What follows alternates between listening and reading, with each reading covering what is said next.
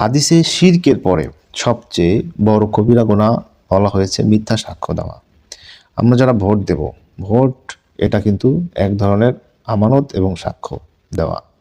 আমরা যদি কোনো দুষ্কৃতিকারী, লুটপাটকারী, অসৎ, চরিত্রহীন, চোর, চাঁদাবাজ, লুটপাটকারী, মানুষের জমি জবরদখলকারী এমন কাউকে আমরা নির্বাচিত করি, তাহলে সেটা মিথ্যা সাক্ষ্য দেওয়া হবে।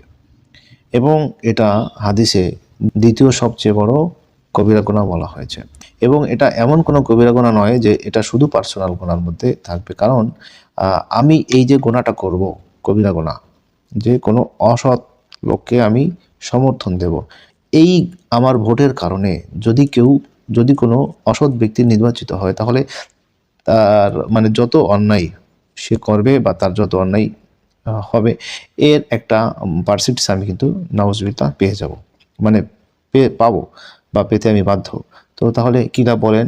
আমি বিনা কারণে অথবা সামান্য কোনো স্বার্থের কারণে বা ধরেন বৃহৎই কোনো স্বার্থের কারণে আমি কি করলাম? আমার ইনসাফ বিক্রি করলাম, ইমানদারিত্ব বিক্রি করলাম।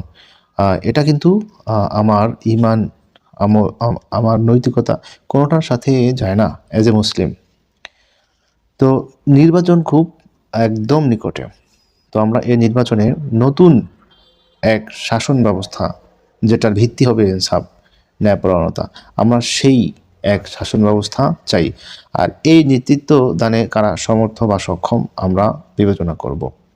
আমরা কোনো মতেই কোনো স্বার্থের কারণে বা বুঝে বা না বুঝে আমরা কোনো এমন কাউকে নির্বাচিত করব না যাদের দ্বারা ইনসাফ প্রতিষ্ঠিত, জুলুমমুক্ত দেশ গড়া সম্ভব হবে না, যারা বিভিন্ন অন্যায়ের সাথে যুক্ত থাকবে, মানুষের হক নষ্ট করার সাথে যুক্ত থাকবে, মানুষের উপর জুলুম করার কাজে যারা যুক্ত থাকবে, এমন কাউকে আমরা যেন নির্বাচিত না করি। মহান রব্বুল আলামিন আমাদেরকে সুবিবেচনা করে কাজ করার, বিশেষ করে এই নির্বাচনে ভোট দেওয়ার তৌফিক দান করেন।